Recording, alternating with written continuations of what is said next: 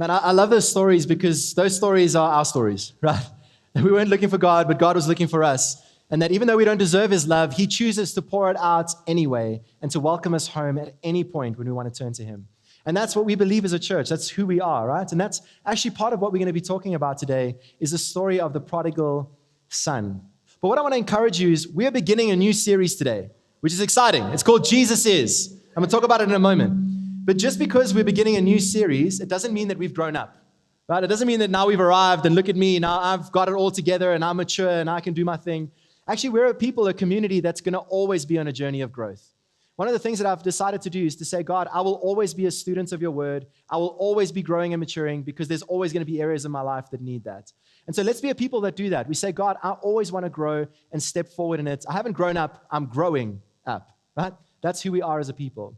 But kicking off this brand new series called Jesus Is, fill in the blank. Jesus is, fill in the blank. And we believe that over this next season, over the next couple of weeks in our festive season, we really want to talk about who Jesus is. It's not because we haven't done that before. As a church, we're not about Jesus. We're always about Jesus. But in this season, we really want to challenge some stereotypes that people think about Jesus. You know, a lot of people think that Jesus is a figment of our imagination.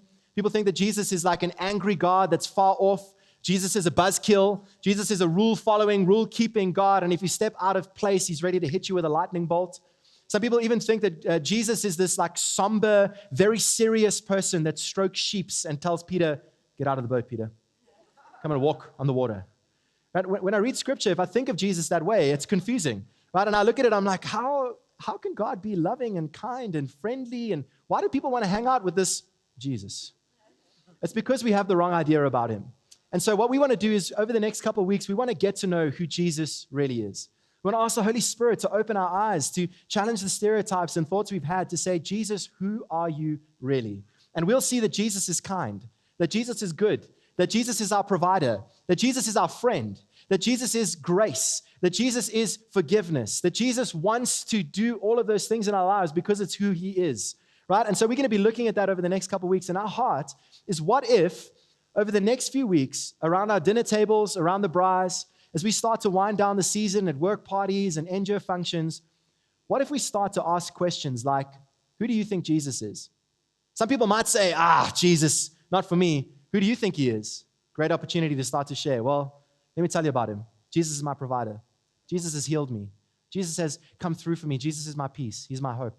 And I believe as we do that, God is going to do something significant, not just in our community, but in our city as we have more conversations about who Jesus is. And so today we're talking about Jesus being all in. Can you say all in? All in. Jesus is all in.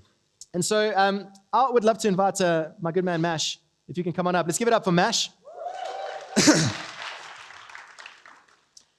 Where did Mash come from? Because his name's actually Rati, right? Masheko, okay. He was ready with that. He's like, everyone asked me. Yeah. Okay, so this is Mash. He was one of our worship leaders. And the cool thing about this series is that we are getting some fresh preachers preaching over the next couple of weeks. One of them is Mash, which is really cool. And so Mash is going to be preaching online next week. We've got a whole bunch of people lined up over the next couple of weeks. It's going to be a lot of fun as we look at who Jesus is. But what I love about Mash is he's just a man that says yes. He's like, whatever you need, I'm ready to go. And in the first meeting, I was like, bro, I'm not going to tell you what I'm going to do, but can you come up on stage and help me? He's like, whatever you need, I'm here. I'm ready. Such a cool heart, right? So what we're going to do is we're going to hug each other. Yeah, that's literally about to happen. Okay. So let me ask you a quick question. How many of you are huggers? Put your hand up if you're like, I love hugging. A couple of you. Okay, look around the room. Keep your hands up, huggers. Keep your hands up, huggers. 2 huggers are married to each other. That's interesting over there. Okay. Okay, how many of you are not huggers?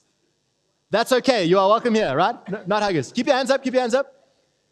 Okay. So those of you that are huggers, these are the people that you need to go for afterwards. No, I'm just kidding. Those that are not huggers, they're looking at the people that put up their hands when they said huggers, and they're like, avoid you, avoid you, avoid you, avoid you. Not for me. Some people are very clear initially. They're like, how are you? I'm well. Good to see you. Not about hugs. How many of you are selective huggers? So some people you hug, other people you're not in. A couple of you. You hypocrites. You double standard people. Right? My goodness. You're like, I'm okay with it. I'm cool with the double standard. I don't want to hug people I don't know. Right? Is that how it is? Okay. So here's the thing. I'm a hugger. I love to hug. And I love hugging, especially my wife. Right? I really do. And I can hug my wife any moment of any day. I don't care who's looking. I don't care what's going on. I'm ready to grab her. That's how I am. Welcome to marriage, right? And so here's the thing about her. She enjoys hugs unless she's busy. If she's busy, do not hug me. She's like a freight train. She's like, don't derail the train. I'm going, okay? And so what she does is when I come in for a hug when she's really busy, she gives me this. Some of you are like, I need a new technique. Teach me. This is it. She does this. And when she comes in for a hug, I am now Mash in this situation. No. Right? I am you. You are your wife. Yes, what did I say? You said you're me. Okay, I'm my wife, he's me. There we go, right? So come in for a hug, and she goes like this. Okay, thanks, there we go. And so she uses it as like a spring, literally. So when I come in, she's like, oh, okay, all right, that's nice, okay. And I'm like, can I just, and then I'll always like tell her afterwards, I'm like, if you just hug me properly the first time, I wouldn't have to come in again the whole time because you keep giving me this. I don't understand. But I think that hugs are actually pretty funny. When you look at people and you observe, and afterwards you guys are going to overthink hugging so much, that's okay. But when I observe people hugging after or at any point, I think it's pretty funny because you get some people that are in, and they're all in. And they come in and they're just like, my dude, good to see you. I'm all in. Yes. And there's the bear hug, and it's the warm embrace, and the fuzzies are there, right? Yes. It's so good. That's so nice. Hey? That was nice. Actually, you can equate a good hug to peeing on yourself. Did you know that? Right? You guys are like, what? See, everybody can see it, but only you get that warm, fuzzy feeling, right? Same thing. That's true. Right? There's nothing like a good hug, right? When you're both all in, it's like, yes. But what I find is you get someone that likes to hug and someone that doesn't, and when they hug, they get into this middle ground called the side hug. Guys, let's not normalize the side hug. It's not fun. And so what people do is they like establish each other. They're like, okay, we're going in for the hug. All right, it's happening. And then they do this stiff arm on the side, and then it's like, hey, how's it going? Good to see you. Yeah, good, right? And there's not too much of contact. You don't grab each other too much or tap. It's just little, good to see you. That's it, okay? That's the side hug. But then my worst one is when I want to come in and hug someone, and they're just not keen at all. And so I'll come in for the hug, and they just give me the dead fish, right? It's just like, do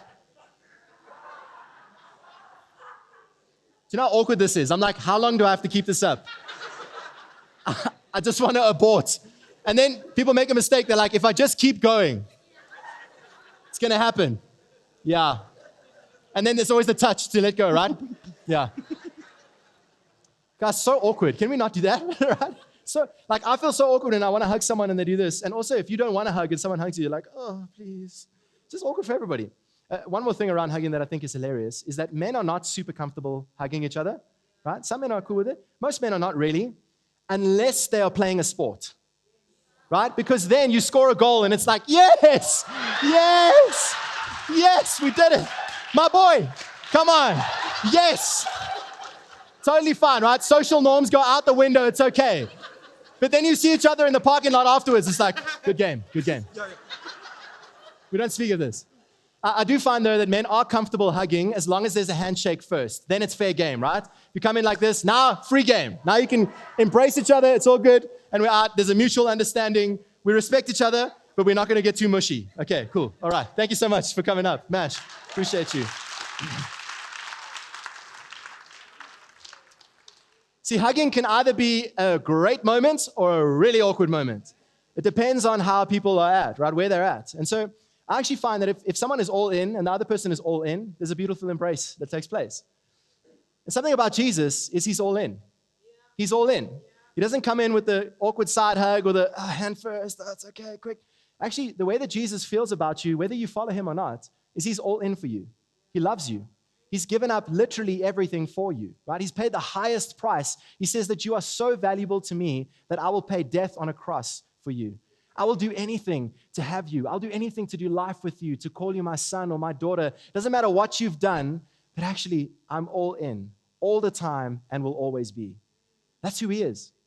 And so we're looking at this fact that Jesus is all in, and that can be something that's pretty difficult to grasp. I struggle with it sometimes. I'm like, God, can you really be all in for me? Like, do you know who I am? Do you know what I think or what I say or what I do? And so Jesus explains a bit of this in Luke 15. Now, we're going to read from a part of the Bible called Luke. And just to clarify quick, the Bible can be confusing. And so it's helpful to understand context when you're reading the Bible. And so if you see the word Luke at the top, sometimes people say the book of Luke. It's not a different book. It's the same book, right? This is actually more of a library than just a single book. And so the book of Luke is written by a guy named Luke, and he was a friend of Jesus. And he just wrote what he saw Jesus do and what he heard Jesus say. He gave an account of it. And that's what we're reading over here in Luke 15. Now, what's going on, before I read quickly, is that Jesus is hanging out with some sinful people. He's hanging out with people that are not just sinning in secret. These people are very open about the fact that they're sinning. They're very open about the fact that they are not pursuing the ways of God necessarily, but that they might even enjoy doing what they're doing, and they are open about what they're doing. These people are actually so hated in community, and here's why. The first group of people that he talks about are tax collectors. Now, South Africans, we don't really like tax, but it's not the same in this context. Tax collectors here were Jews that turned against their own Jewish people to work for the Romans that oppressed them so that they could get a payday out of the Jews that they were oppressing. In today's context, it's kind of like someone from the Ukraine saying, hey, I'm going to go and work for Russia so that I can get money out of my Ukrainian people. Right? They hated tax collectors. They were like, you betrayed us, you've turned your back on us, and it's all for your own pocket. They hated them. In this group was also prostitutes, was people that were openly not following God's way. These people, in all society's terms, were bad people. And so you would think when God comes to earth, right, he's holy, he's righteous, he's just, he wouldn't hang out with people like that. He would rather hang out with people that are good. And so you've got this other group of people, they're called the Pharisees or the scribes. They're Jewish people that have been following the rules. They are very good at making sure, especially in the public eye, that I'm a good person. I give to the poor, I do the right thing, I am a good person. And I would think, now, if you know the story, you're like, oh, I came for the sinners. Just take a step out for a second. A holy, righteous, and pure God, would he come for people that are good or people that are not good? I would bet he would come for people that are good because he's holy and righteous. And so these guys, these scribes, these Pharisees, they thought the same thing. And they're like, this Jesus is claiming to be God, but look who he's hanging out with. And so we're going to pick up the story in Luke 15 from verse 1. It says, all the tax collectors and sinners were approaching to listen to him. That's Jesus. And the Pharisees and scribes were complaining. This man welcomes sinners and eats with them. Now, in this culture, to eat with someone wasn't just like, let's grab a quick bite. To eat with someone was actually to show them, I'm welcoming you into my life. A meal was an event. It wasn't just a moment, right? They would have to prepare it, and it's probably a whole afternoon or a whole morning together. And Jesus is showing these guys, hey, I want to do life with you. I want to welcome you into my life. I want to be seen with you. Crazy. So then from verse 3, Jesus decides to challenge these good guys, the Pharisees, and he says to them, hey, well, let me explain why I'm here. Let me explain with 3 stories. And so he starts with this first story. What I love about Jesus, just quick, is that when he teaches, it's not confusing. He comes to our level, right? He tells us a story. And so he says this, what man among you who has 100 sheep and loses one of them does not leave the 99 in the open field and go after the lost one until he finds it? When he has found it, he joyfully puts it on his shoulders, and coming home, he calls his friends and neighbors together, saying to them, rejoice with me because I have found my lost sheep. I tell you that in the same way, there'll be more joy in heaven over one sinner who repents or turns to God than over 99 righteous people who don't need repentance. What I read into that is that Jesus was actually taking a dig at these guys that looked perfect on the outside. Because he was saying, there's 99 people that don't need to repent and one person that does. Actually, Jesus was really aware that all of us need to repent. That there's not a single person alive that's perfect. That every single one of us may try to do good, but if we're honest, there's something in us that does evil. There's something in us that even enjoys it.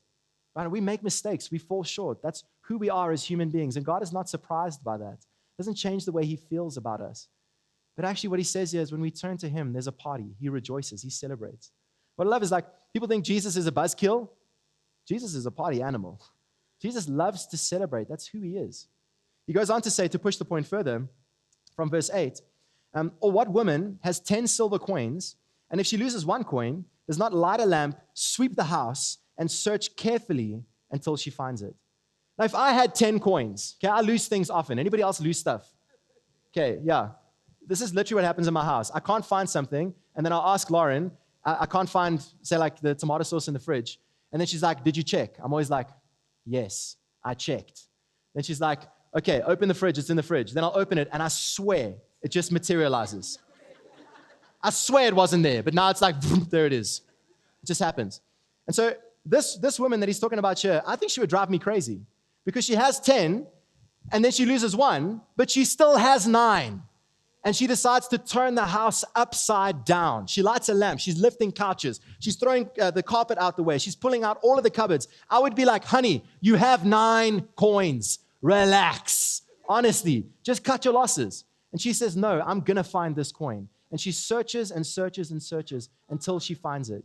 And then when she does, from verse 9, when she finds it, she calls her women friends and neighbors together, saying, rejoice with me, because I found the silver coin I lost. I'll tell you in the same way, there is joy in the presence of God's angels over one sinner who repents. Jesus is getting to the fact that he's all in. That's who he is. And he loves chasing after you. He loves coming after you, not in a bad way, not to punish you, but actually to show you love, to welcome you home and to celebrate with you. And so to push the point even further, he tells a story of the prodigal son. Now, prodigal, it's not a word that we really use now, but actually the word prodigal means wasteful. It doesn't mean you were gone and now you're not. It actually means wasteful. And so Jesus starts to tell this story to these religious guys, and he says that there was a father who had a wealthy family. He had 2 sons, and one day one of his sons came up to him and said, hey, Dad, give me the inheritance that I'll get when you die. Give it all to me because I want to go and do my own thing. And so the father says, okay. He gives his son all of the inheritance that's supposed to come to him. And the son says, thanks, Dad, cheers, and he leaves. He goes to another country and he writes off his family. And what he does with his father's inheritance, which I'm sure would be a lot of money, is he decides not to invest it, not to spend it wisely. He actually goes and he's wasteful with it. It says that it's so much so that he went off to have wild parties and spend money on prostitutes. Now, one of the things I know about economics is that if you continue to spend money and you don't put money back, you'll run out of money, right? And so at some point, this guy's living this wild lifestyle. He runs out of cash, and he starts to put 2 and 2 together. I need to eat.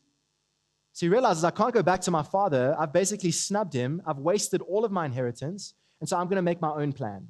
And so he takes a job feeding pigs. Now, when these Pharisees heard that he was feeding pigs, all of them would have gone, ugh. It's because in that culture, pigs were unclean. That was like the lowest of the low type of job that you could ever take. And so at this point, these Pharisees are hearing the story, and they're going, this poor dad, he's only good to his son. He honors his son's wishes, and then his son goes and blows everything on wild living, and now he's in a foreign country that he doesn't belong in, and now he's feeding pigs. Ugh. And so while this son is feeding pigs, he starts to get hungry, and he's looking at the pig food, and he actually thinks, well, maybe I should just settle for eating this. In that moment, in the lowest point, he remembers, but I have a father at home. I have a good father. And even the slaves or the servants in my house eat better than this. And so he decides, I need to go home. I need to go back.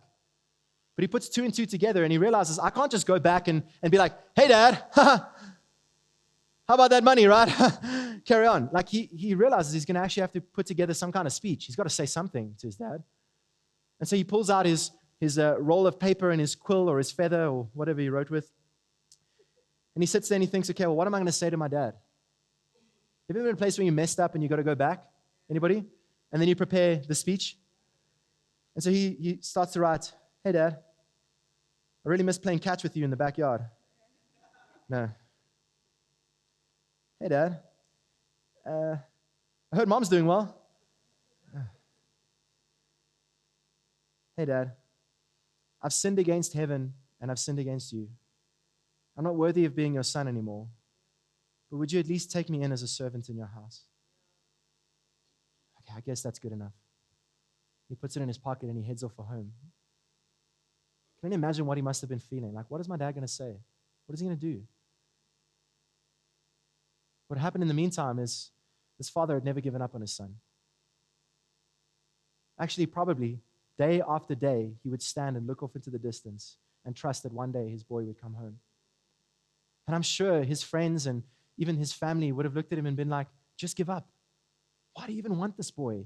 He's taken everything from you, or his inheritance. He's gone and he's wasted it all on wild living. You haven't heard from him for what could be years. Why are you still trusting for this kid to come home?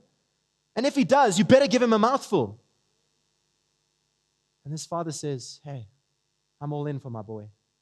I'll wait for him. And I'll keep waiting. So it says that the son came, and while he was far off, his father ran to him. And when these Jewish guys heard that an older, respected Jewish man runs, they would have all been like, I've never seen my dad run. I quite literally have never seen my dad run. Every time I tell my dad I've gone for a run, he's like, is your car broken? It's like a running joke in our family. He always says it. Running joke. See, and what happened in that culture is Jewish men don't run. It's not what you do. A man of dignity does not move quickly like that. You just don't do it. But this father, when he sees his son, he throws away the social norms. He throws away what's expected of him, and he says, my boy's home. And he runs to his son when he was far off. And it says that when he got to him, I would expect, like, where have you been? What have you been doing? You better answer for yourself right now. But instead, he runs and he wraps his arms around his boy. He embraces him. He kisses him. And he holds his son. Imagine being the son. He's having this hug, and I'm sure he's either doing this or he's doing this, right? He's going, okay, it's good to see you, Dad, but can you just give me a second because I've got a speech. I just need to tell you what happened. I need to quickly just explain myself, right? And I'm going to make it right. I'm going to prove myself to you. I know that I sinned against heaven. I sinned against you. I get that, right? And I know I'm not worthy of being your son anymore, but can I at least just come in and I'll make my way back. I'm going to serve in the house. I'm going to serve, I'm going to clean. I'm going to do whatever I can because I know I'm not worthy. Actually, his dad doesn't even acknowledge his speech. As soon as the son is done, he just turns away from him and he says to his other servants, quick, bring the best robe, bring the ring, bring sandals and put them on his feet. But what I love is he throws the speech out the window. He's like, you don't need to come at me with a speech. You're my boy. I love you. I'm all in for you. Then he says, like, hey, let's slaughter the fattened calf. Let's have a huge party. Why? Because my son was dead and now he's alive. He was lost and now he's found. Welcome home, my boy. I'm all in for you. Always have been and always will be. Right? Jesus is teaching these guys that think they've got it together on the outside. Hey, nobody actually has it together. We are all sinners. This is all of our story. He tells these 3 stories with 3 lost things. And what I love is they all end in 3 parties, 3 moments of celebration. And in the first one, what I find interesting is a sheep doesn't know any better. A sheep is not like, I'm going to show this shepherd peace, right? He probably smelt something and just went on his way, right? He didn't mean to wander away. It just sort of happened. Isn't that so many of our stories? The second thing, the coins don't have legs. Sometimes I think that the things in my house do have legs, but apparently they don't. But coins don't have legs. A coin needs to be misplaced. And so it was either this woman or someone else put this coin in the wrong place. And those things can happen to us too. I can almost forgive the first 2. But the son, he knew what he was doing. He knew he was being wasteful. He knew he was turning his back on his father. He knew better. But God says in every single one of those situations, I want to show you that even though the situation changes, I don't. I'm all in. I'll leave the 99 for the 1 until I find him. I will leave the 10 coins for the 1 coin, and I'll sweep the house for as long as it takes. I will find that person. Beloved, she lights a lamp. She goes to the darkest places. She doesn't care. She's ready to shine light there and to bring that coin home. And with the son, it's a father that doesn't wait for us to go to him, but instead, when we are far off from God, he decides he's going to run to us. And he comes to us and doesn't say, where have you been? He wraps his arms around us with an embrace and says, I'm all in for you. Always was and always will be. You're my son. You're my daughter. It's who you are. Donnie actually has a great story to share, so you can come on up, Donnie. And we didn't do this in the first meeting. I sort of moved on from here, and Darlene came to me in between the meetings, and she reminded me that they've got a story of a prodigal. And Donnie's going to share a little bit about it, and then we're going to check out a video. But tell us a bit about your daughter that most people might not even know about. Might not even know. So just for the morning, for those of you who know us, this story is not about Hannah. So I just want to make it clear. Some of you know Hannah. It's not about Hannah. In 1996, a young girl of 14 left the UK running away from drug lords. She was on drugs and had taken drugs, and they wanted her to push drugs. And so her mom in the UK, her father, they'd been divorced, all kinds of things happened, was in South Africa. And so they sent her, and I'm going to skip, so this is just highlights. So they sent her here to get away from the drug lords in the UK. And she arrived here. Her dad didn't really know her anymore. Didn't take long before they separated from each other. Things didn't work out well. And through a number of events, somebody in Durban gave her Darlene's phone number and said, if you're in trouble, phone these people. One day, Darlene was at work and she got a phone call, and she couldn't understand the person on the other side of the phone because she spoke in a very heavy Newcastle, UK accent. But the gist of it was, I'm in a pub, I'm stuck, I've got nowhere to go. Can you help me? So after a few conversations, Darlene left work, went to the pub, and picked this 14-year-old girl up. And she came to our house, and a number of things happened, a whole lot of stories. God did extraordinary things. She got born again. She came off drugs. She was filled with the Spirit, spoke in tongues. We managed to get her into school. She did school, and all this stuff went well. Then, through a series of events, she made a decision to go back to the people in the United Kingdom. We said to her, this is not a good idea. This was not great timing. But there was a lot of pressure on her, and she went. And so she went over, and she was 20 at the time. And slowly, over a period of time, we lost contact. She just went quiet, and we heard nothing from her. What had happened is she had gotten involved in all kinds of things over that time and felt that we'd be disappointed and angry and would reject her, and so she just slowly went quiet. The end of,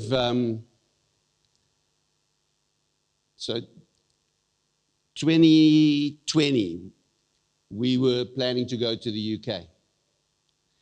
And God made that possible, and we were going to go look for her. What we didn't know is that she had changed her name, and she had left the town where she was. And so even if we went then, we wouldn't have found her, and then COVID came, and so we couldn't go anywhere. 2020, 2021, end of 2021, sorry. End of 2021, we went to a wedding. And the girl who was getting married was one of her friends from school. And at the wedding, the bride said to us, listen, your daughter, because she called us mom and dad, contacted me. And she wants to know, she emailed me and she wants to know, will you guys be open to connecting with her? And so we said yes. And then she gave us an email address. Darlene started sending emails to her. And then the trip we were going to do in 2020 happened in 2022, this year. So in April, May this year, we went over and we set up a time to go and meet with her in Newcastle in the UK.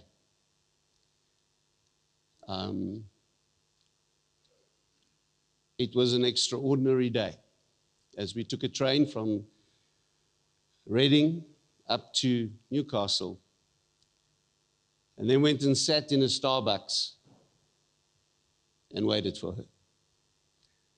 And you're not sure if she's going to come, is things going to change, what is going to happen. And time went by, it felt like an eternity. And every blonde woman that walked past, I thought, that's not her. No, that's not her. And then I saw her in the distance. I knew that was her. So I got up, walked out to Starbucks, and met her outside. It was an extraordinary day. We hadn't seen her for 22 years. She was now 40.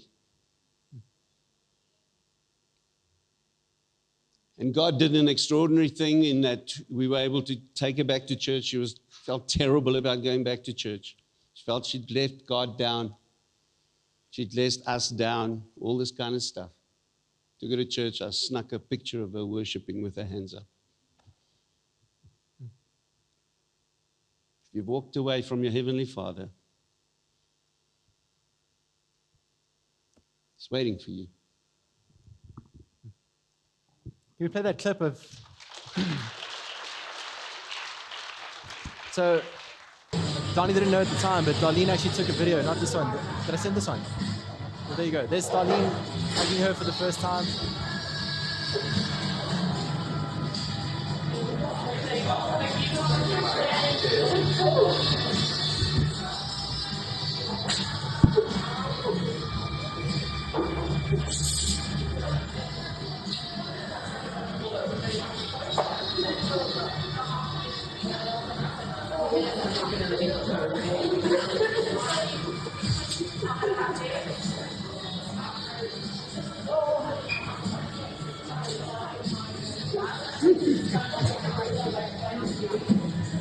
Okay, got to drink some coffee now.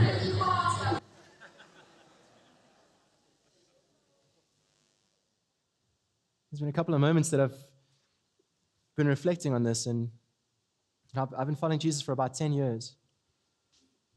And I'm okay with what it says in Ephesians 2. It says that it's for by grace we've been saved through faith, not by works, so that no one can boast. What that means is our good works don't get us saved. Faith in Jesus gets us saved. That's it. But somehow along the journey, I can so quickly be like this son that gets the embrace from my father and then pushes him away and says, God, I get that you love me, but can I just say? God, I get that you love me, but let me just prove.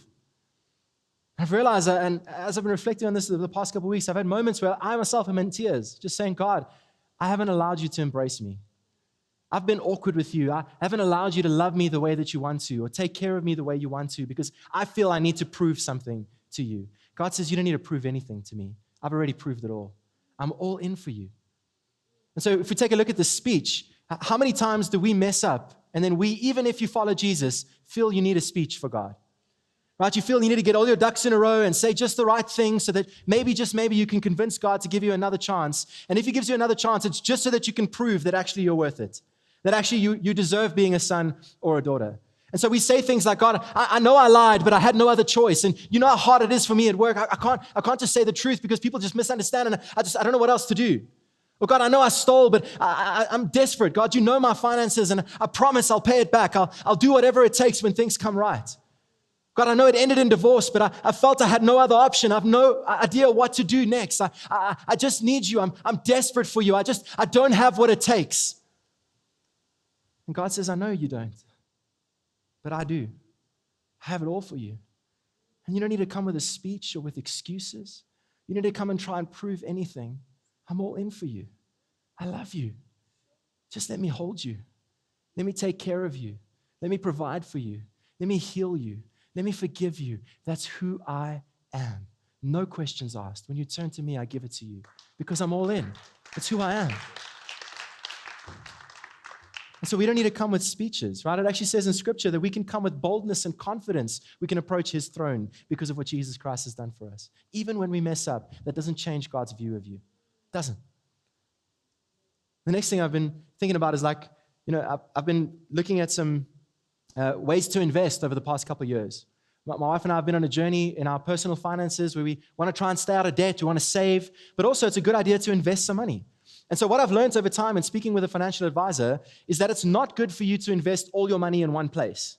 Did you know that? You're learning something today. It's not good for you to take everything and put it in one place because if it goes wrong there, all your money is gone.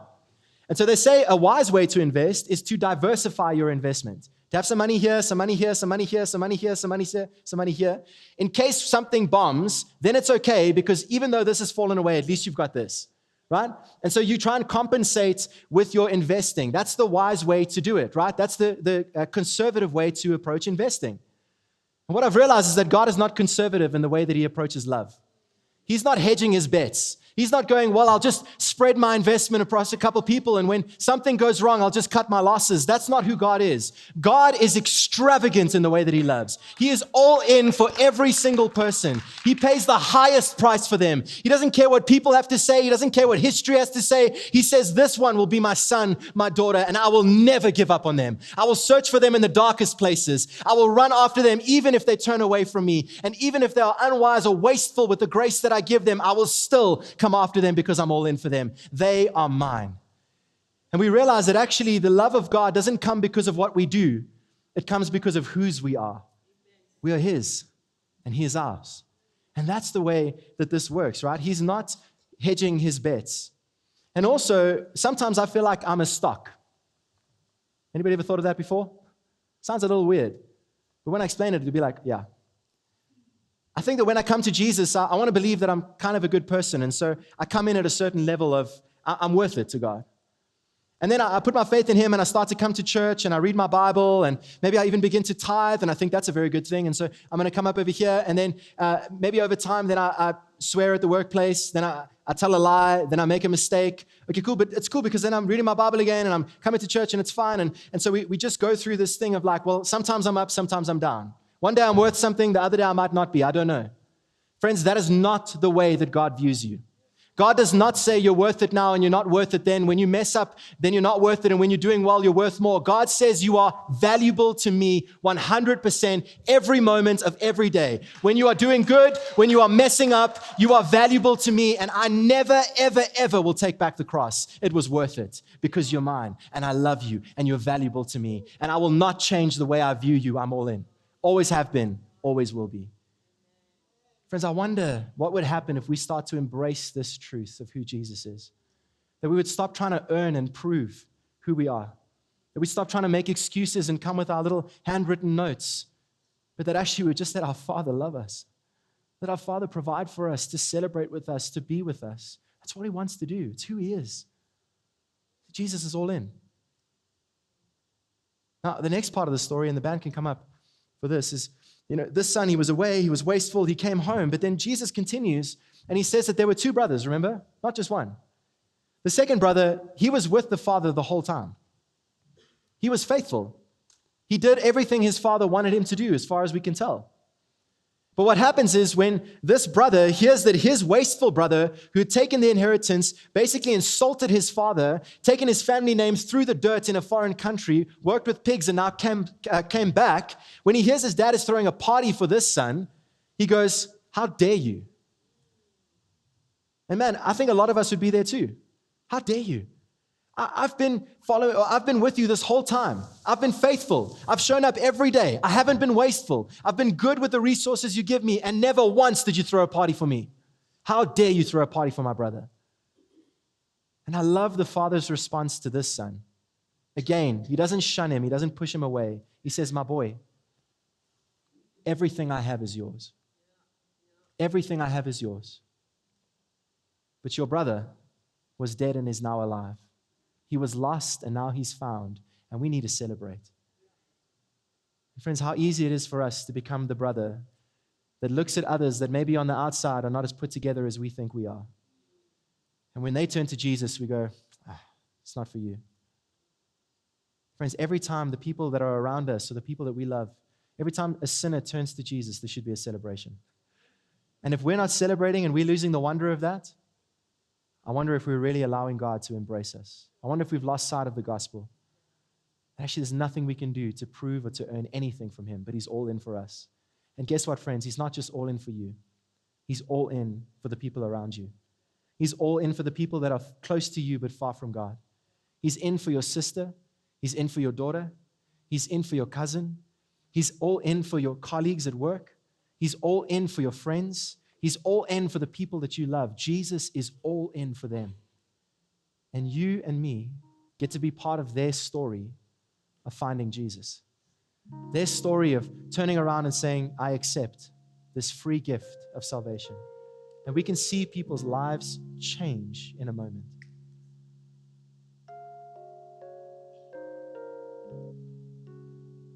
I believe over the next few months that stories like the one Donnie shared, stories like the stories we have sitting in these chairs, that God wants to write more of those. It would leave people in tears. It would leave people saying, I'd given up, but God never did. We get to be a part of that. And so looking into next year, we see that in the beginning of the year, we have a lot of guests that come to our church. We have a great invite culture. We have on average 8 guests every single Sunday. It's an incredible thing. But in January, February, there's an influx, right? There's a lot of people that maybe want to make a fresh start or want to start a new habit or whatever it may be, they come. And what we want to do as a church is we don't want to just go, they're in and then they're out. We want to make sure that those people get connected, that they get plugged in, that they get to understand the gospel and what God has done for them, that they get to belong here and make friends and build into family and join small groups and do daily devotionals and all of it. We want all of it for them because Jesus is all in for them. And so my challenge, my charge for us as a church is, what if we go all in for others? What if we go all in with our finances? We go all in with our gifts and talents. We go all in with our connections of what we're able to do. Why? For the one sole purpose of showing people that God is all in for them. And so we're starting a campaign the beginning of the year called Belong to Build. We believe that people can belong here. But when you belong here, it's time for us to build. We're not just here to take up seats. We're here to build together. That's what the church is all about. All of our gifts working together in unison with one another to make Jesus famous and to reach our city. That's what we want to do. And so we're trying some new things. We are putting together this Belong to Build box. And we thought, well, to invite people that we love, sometimes it's hard to have that conversation. If you just like, come to church with me. Another way we invite is we just put it on social media and we just hope someone does come. But actually, what if we intentionally say, God, who is the one in my life? Who is the one person that you want me to be praying for? Who is the one person you want me to be all in for because you're all in for them? And even if they say no again and again and again, I'm not giving up on them. I'm going to keep on trusting that one day they'll find you. And so what if for that person, we send them a box? And this box is branded. It's got some cool stuff inside. You can take a look at the next slide. We have no idea what we're putting in yet, but that's where you come in. And so I'll explain a bit more of that in a moment. But what if they open the box and they're blown away by generosity? They're blown away by something creative and different. And in that is an invite to come and join us at church, to come and join us to find belonging in your life and to build again. We're preaching an underdog series, comeback stories. We're doing everything we can to make it easy for people to turn to God and impact the world. And maybe you can pray or pray and ask God, should I give financially towards this? How much should I give? Also, we've had some people last week said, a lady came forward and she said that box branding like that is my business and I'll give it to you at cost. Another lady after this first service here, or a person, I'm not sure if it was a guy or a girl, they actually came to one of our hosts and they said, hey, you guys are talking about what if you courier those boxes to people with a personal invite? I'm in the courier business and I want to see if I can help you with a discount, right? What we have, where we're at, we have got places and spaces of influence that we can use together to work with God who's all in for the people around us. And what if we stand up and say, Jesus, you're all in, I'm all in. I'll do whatever it takes. I'll go for however long. I'll invite however many times. I'll give whatever because I want to see these comeback stories. I want to see people encounter the love of Jesus Christ just like I've encountered too.